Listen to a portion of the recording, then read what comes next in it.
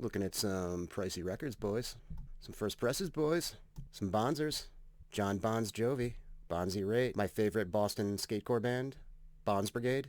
Instead, Bonds of Friendship. Bonzer Division Marduk. Bonzer Faust. Favorite sitcom character, Arthur Bonzarelli. Favorite skateboarder, The Bonds. You ever find yourself watching a lot of Letterkenny for whatever reason? 1, 2, 3, 4!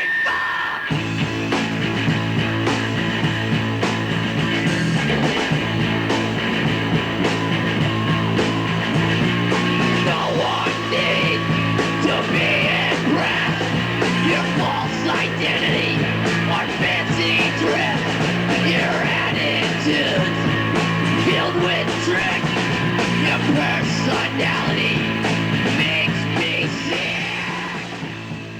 Alright, pitter patter, let's get at her.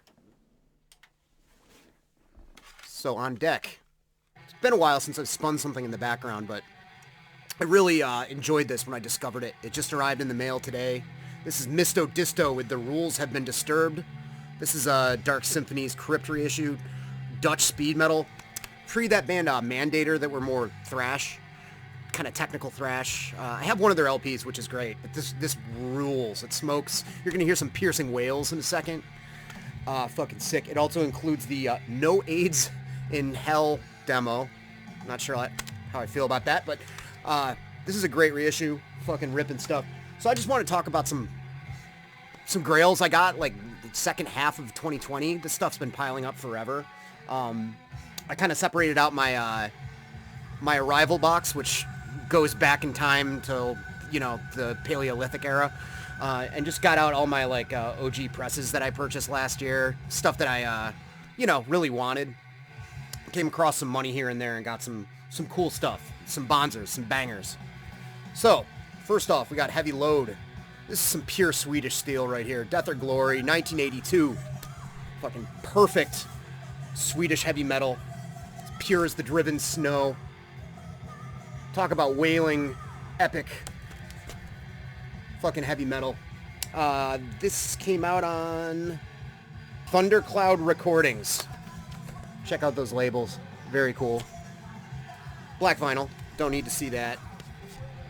You know, if you know anything about early 80s heavy metal, maybe you're the type of person that was into NWO, BHM, started checking out French stuff like Sortilege and other European countries, you probably have come across Heavy Load as like the early 80s Swedish heavy metal band, and that's for a reason.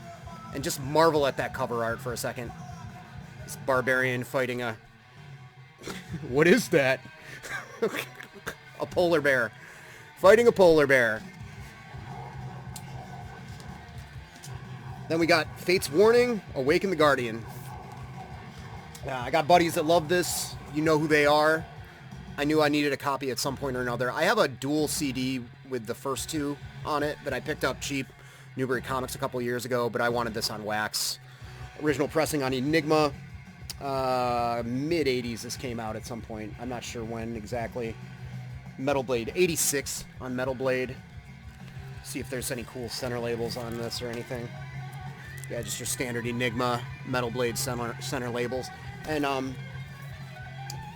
mean, I don't know. I feel like kind of a pleb saying they kind of sound like Iron Maiden to me. That might be kind of telling of, like, how much I know about traditional heavy metal. But I feel like it's like a twisted, complicated sort of Iron Maiden, you know, like a more, like, prog-minded Iron Maiden when Iron Maiden wasn't yet. If that sounds right, I don't know. Took me a little while to get used to the vocals, just because a lot of traditional heavy metal vocals, like, are a little bit of an acquired taste for me, but John Arch is a hell of a wailer on this. Cool printed inner sleeve there. Kept separate, you know. Seller did a nice job keeping this together. This is a nice clean copy. Bought it on Discogs. I think, maybe eBay. Who cares? Doesn't matter. Then we got the third Metal Church record. Blessing in Disguise. The first one after the departure of David Wayne. I always think of David Wayne from The State, the comedian, when I say that, but first one with Mike Howe. And this to me has like a lot of that cleaner, heavier, but sort of compressed, like late 80s, early 90s metal production on it. What year did this come out? 89 on Elektra. Also kind of expanded kind of songwriting style on this. You know, some longer, almost 10-minute long songs and acoustic parts and stuff like that. Very fucking heavy, though. They retain the heaviness on this quite well. I think this record's great. You know, it's a sight less grimy than the debut In the Dark, but awesome record, man.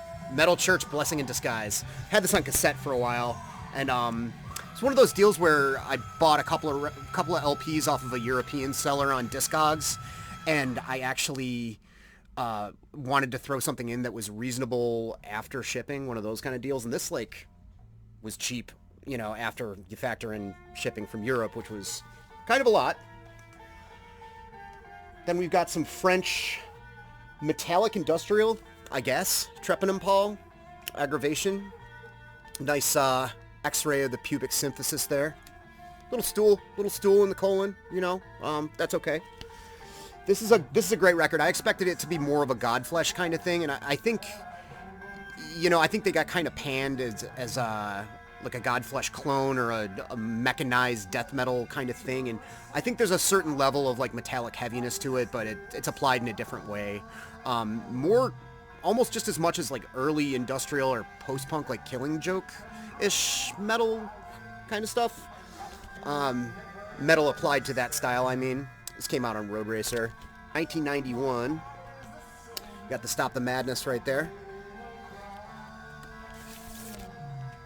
I really like the center labels on this. It's cool. That cool symbol they had. But yeah, not nearly as like abrasive and crushing as like Skin Chamber or something like that. A little bit more upbeat. Cool record for sure. Glad I finally checked him out. So I've been exploring all this early 90s kind of metallic industrial lately, past couple years, revisiting it, you know, Skin Chamber and all kinds of Dead World, all kinds of stuff like that. And this is something unique in that pocket for sure. Doesn't really fit in with that stuff at all, actually. Cool stuff. Then, I mean, this isn't like a pricey item. This is an original pressing, and it's from the 90s, but I got this for under $10. A Profane Existence pressing of the Hiatus EP, mini LP, whatever you want to call it. I bought this because we talked about it when Eric and Jason and I did that stream talking about European hardcore. And I was like, oh yeah, I need some Hiatus in my life. I also recently picked up like a semi-discography Polish tape. These folks were from Belgium. They played like ripping, crusty hardcore stuff. If you want to see more, check out that video with Eric and Jason and I will put a link for it. Cool printed inner sleeve there. Very, very rad. Yeah, Hiatus, part of that whole thing with like Doom and the Flat Earth Records label and Skaha, Unhinged. I went on a deep dive of all that stuff, bought a bunch of those cheap Polish tapes, and I'll probably talk about those at some point when I find the time. Then we've got this I've been wanting for well over a decade. The Metallica Metal Up Your Ass LP. So this is the No Life Till Leather demo with the version of Hit the Lights from Metal Massacre 1 tacked on the end. Came out on Music for Nations. I love No Life Till Leather. It's one of my favorite metal demos of all time. It's on equal par with me for Kill 'Em All, which is my favorite Metallica record. This is on a nice yellow vinyl. And what else can you say? I mean, that demo changed the world, you know? Invented a genre, blew up one of the biggest bands ever to exist that I'm not really, can't really be bothered with these days, but man, great acne-laden teenage Metallica there, probably somewhere on tour in Europe. There's a dark beer. Dark beer didn't exist in the States yet, sadly. Awesome stuff. Then we got Energetic Crusher. And I remember hearing of these guys just because it's one half or a member or two that ended up in Hell Crusher.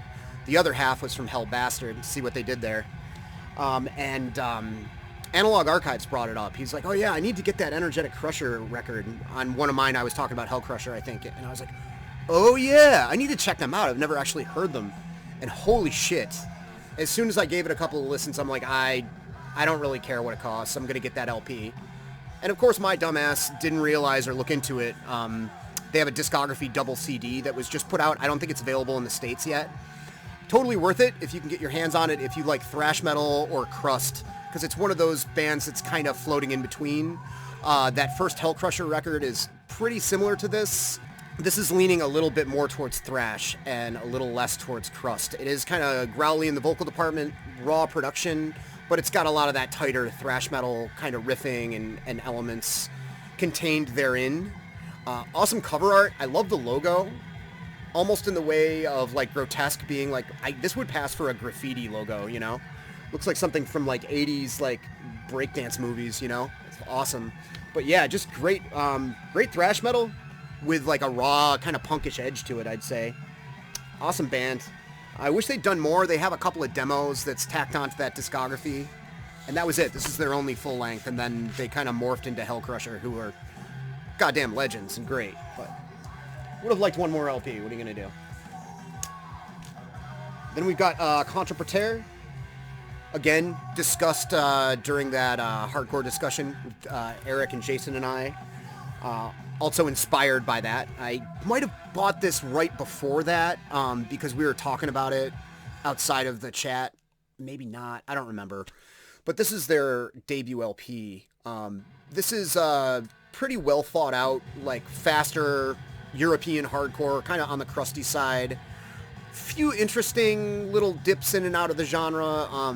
Maybe some, I'm trying to remember. I think there's some kind of tribal-y drumming, but more or less straightforward, you know. Maybe almost like a European Nausea or something like that. Very, very fucking solid record for sure. This band on the back with their van and their dogs, German Shepherds there. It just came out on a bunch of different record labels there. Gonna Puke Retro, Love Hate 80, This Symbol, that record label, whatever that is. Plain inner sleeve.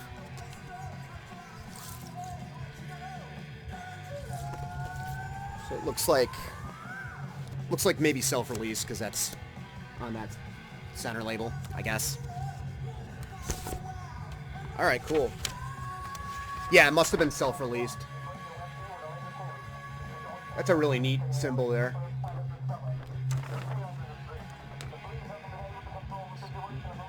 Really neat writing style. I wouldn't even call it a font because it looks handwritten with all the lyrics in there. Then we got their second LP. This first one, by the way, I'm no good with Italian language speaking, but it's called Nessun Speranza, Nessun Pausa. Yeah, I don't know. Then we have their second one, which is also in Italian. Il Seme della Divianza. This came out on Skuld Releases, which was the European label that kind of did a lot of stuff in conjunction with Flat Earth and Profane Existence. I'm not going to show the gatefold because it's this wild S&M scene that there's some stuff going on. And I'd like as many people to see this video as possible. So, but it's a cool gatefold.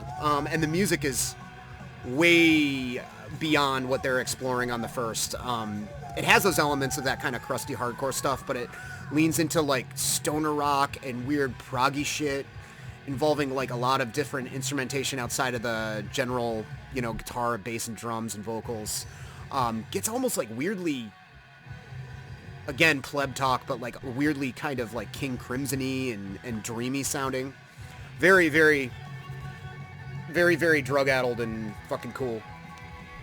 Interesting stuff. I recommend it for people who like prog, actually. If you like prog and crust, go for it. Second Contraporter. And then Deathrow, Raging Steel. I had to get this. You know, any chance I can pick up some good Teutonic stuff at a decent price, I'm going to do it. This came out on Noise Records. And not too much to say about it. It's just fucking blazing Teutonic thrash, you know?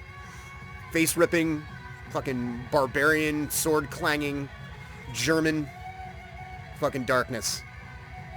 Awesome stuff. The nice Noise International labels there. Picked up the fourth This was the first one I got as a kid, I think. The fourth Skinny Puppy record. Cleanse, Fold, and Manipulate. I'll never forget putting it on for the first time when I brought it home and just hearing the opening noises of First Aid and just getting completely sucked into the whirlpool of drum machines and just those abrasive, affected vocals and everything. I love Skinny Puppy. To this day, it's hard for me to pick a favorite Skinny Puppy. I like Vivisex 6 a lot. I like this one a lot. Too Dark Park, of course, going into a little bit more, like, you know, kind of longer songs, dreamier kind of stuff.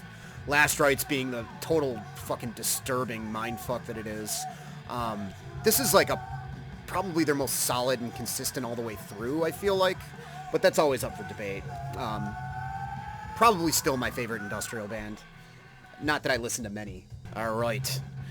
Then, this is the only Dickinson Iron Maiden that I didn't have that I still wanted. This is an original pressing, or an early pressing, it's hard to tell. I mean, there's so many copies of these that were made back in the 80s.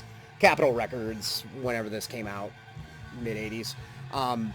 All the ones previous to this, the Dickinson ones, I kind of discovered the Deano ones when I was in my late 20s, early 30s, and got more into them. Those didn't really strike me first, like, as great as the Dickinson stuff. Now I reach for them more. Number of the Beasts, all the way through Peace of Mind, and the others, the Dickinson ones before this. I've listened to them so much. It's like that rant that I recently had where, I mean, they're great. They're amazing records, but it's burnout. Like, I don't know when I'll reach for them again, just because it's hundreds of times I've spun them. This one I never owned, like in high school or any time after. I've never actually had a copy of it. I think I had a tape, but it was purchased from a place that was on a beach. This place north of here that has like a boardwalk, and it was unplayable because it was eaten up by sand, which is appropriate, you know. But this record right here has so many rippers on it. I listened to it tons on Spotify the past couple of years. I liked playing Airplane with my kid to Aces High. And I was like, man, I need to actually own a copy of that. And it's cool because it's a familiar record, but it's also one that I'm still like really stoked on because I don't have it. The grooves of it aren't burned in my brain to the extent of Number of the Beast and Peace of Mind and the others. So love to have this. Great. And I do like the deep cuts too, man. Back in the Village and the Duelists, those are dope songs. I don't give a fuck what anybody says. Then we've got couple of Disharmonic Orchestra LPs. We got the Split with Pungent Stench.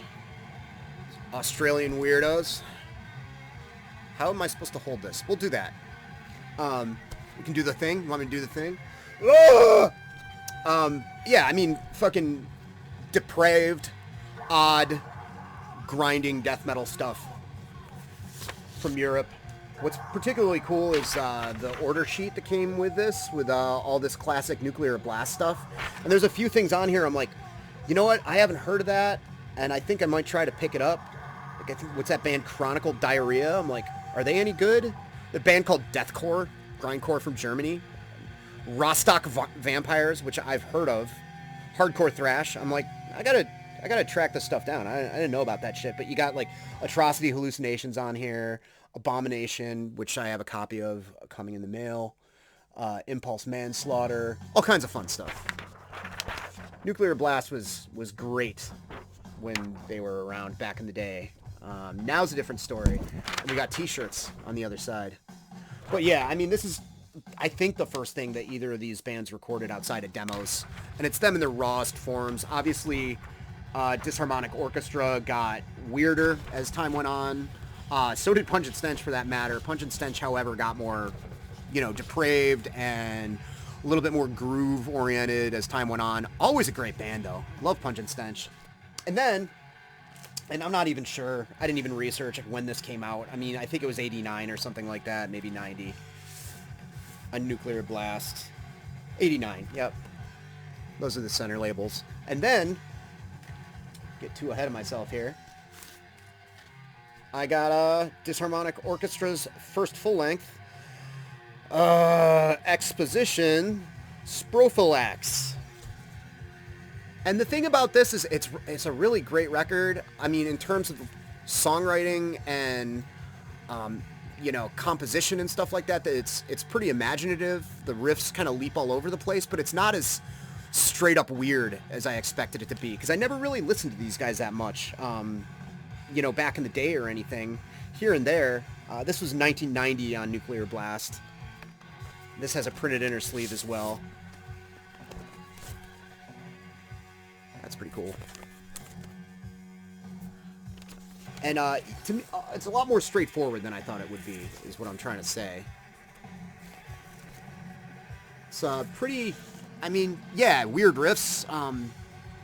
You could tell they were probably listening to prog rock and doing drugs or whatever. But still sounds like a grinding death metal record,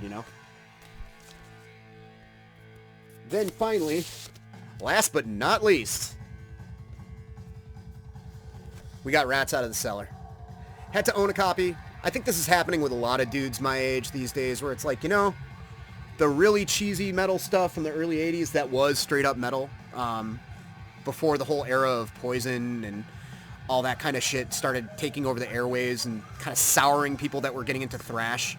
I think people are giving it a fresh set of ears, and, that's cool. I like this. It's cool. Round and Round's a bop. I'm into it. Not gonna complain, It's good kind of sleazy metal record. I don't know what else to say other than that. Great guitar work, great leads. You got what's his name? Warren D. Martini. Did Guar get Sleazy P. Martini? Did they rip that off from there? Well, Odorous is gone, so I guess we'll never know. Anyway, yeah, good debut. I don't think I'm gonna explore more than that, but you never know.